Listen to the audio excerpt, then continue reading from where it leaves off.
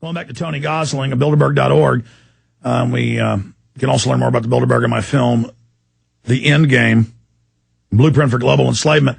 Okay, in a nutshell, the founding of Bilderberg from the documents themselves, and then the latest info, any intel you've gotten from this year's meeting, what's on the agenda from 2009?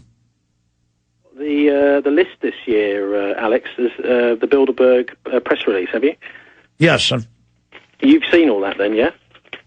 Well, we got their press release, and we put it up, yeah. Okay, brilliant.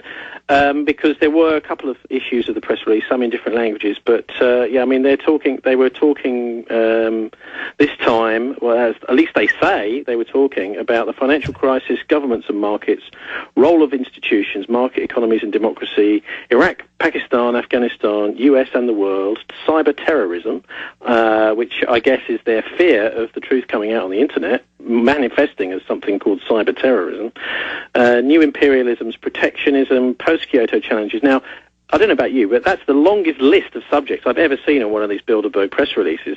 And, of course, the Bilderberg-style answer to all this is all these international problems need to be dealt with together by a giant global governmental type system. I mean, that's where they're pushing.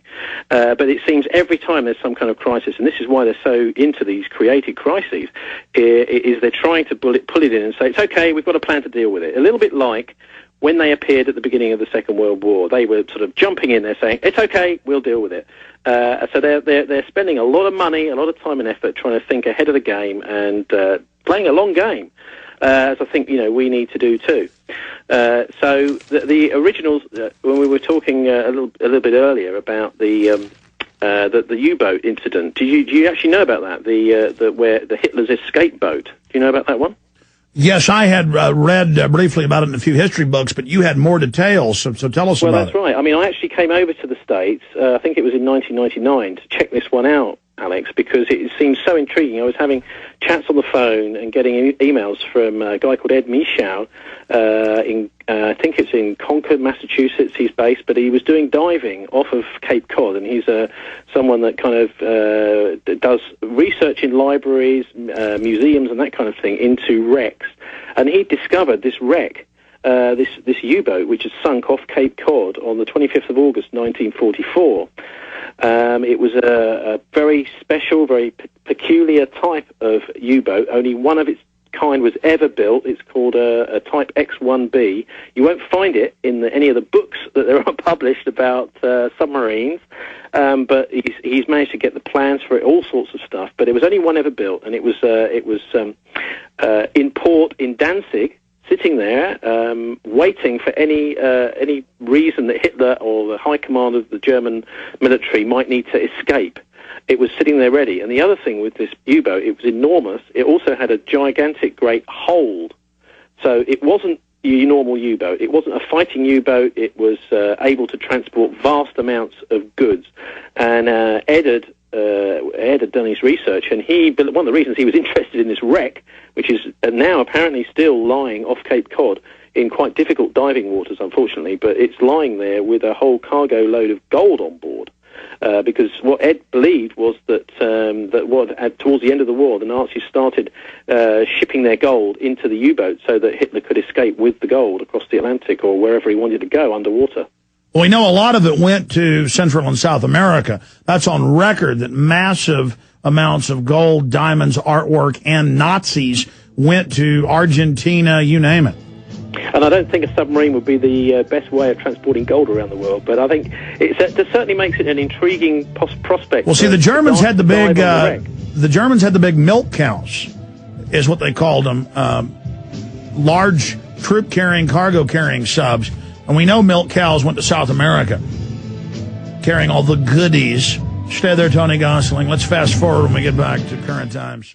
Let me tell you a little bit about one of our great sponsors, HomeGain.com. This is the place to get you started buying or selling a home, finding a realtor, and getting any real estate questions answered. Go to HomeGain.com and see what I'm talking about. All you need to do is type in your home address, and you will get an instant free estimate of your home's value online.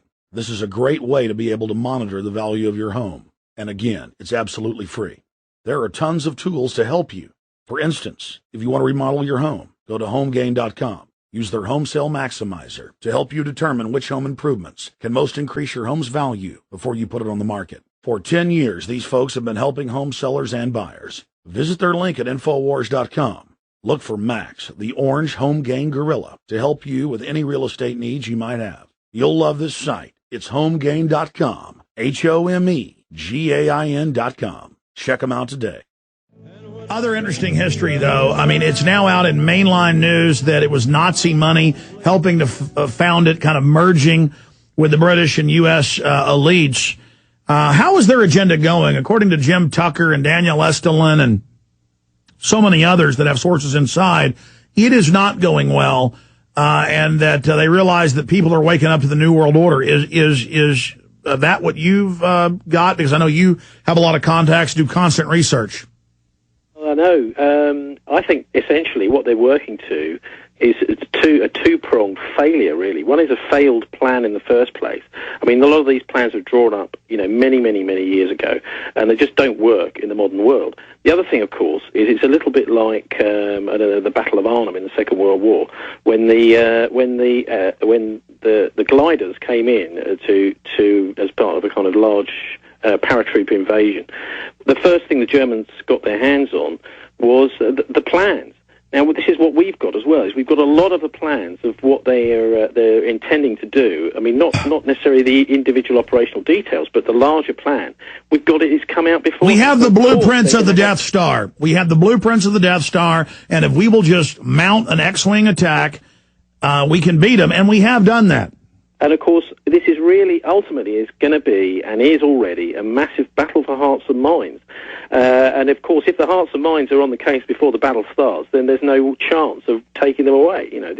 So I think this is, the sort of meta looking at this whole thing from afar. I think there's, yes, of course, the Bilderbergs have got some serious problems, and they've got some even bigger problems after this year's conference, because it was really the first time I've ever seen a mainstream British newspaper or TV do a really good in-depth analysis and coverage. And Charlie Skelton's pieces on The Guardian Online, I'm sure you've been following those, Alex. We've had him on. Mm-hmm. Yeah, absolutely fantastic. And this is the first, and it's interesting that we see The Guardian as a left paper as the first one to really stick the knife into Bilderberg. Now, go ahead.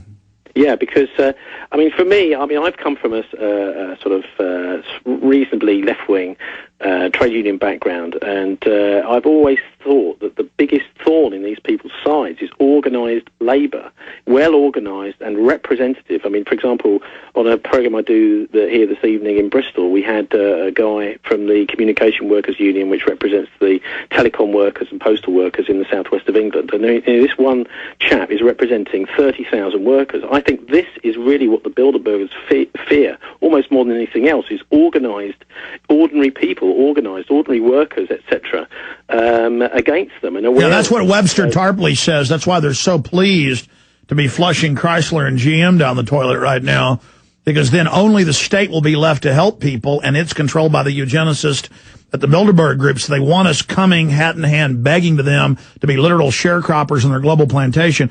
In closing, Tony, so you concur with the other intel from the different perspectives we've gotten that Bilderberg is really starting to realize that, one strength they have is they stick with the same plan and don't give up, but that's also a weakness when you're carrying it out over 50, 60 years, because despite all their great wealth, we have their plans.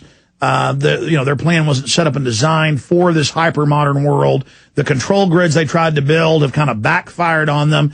Answer that question, and then finally, take Charlie Skelton, the Guardian reporter, take the other reporters. They arrested a whole bunch of people from Portuguese news and U.S. news and British news. And if they were smart, they just meet and not act like it was a big deal, but still, have it be closed door. Instead, they enjoy having people arrested. They enjoy having the army out. They enjoy shutting things down for 2.5 miles in the middle of a giant tourist area and arresting tourists. I mean, isn't their arrogance, their hubris going to be their downfall?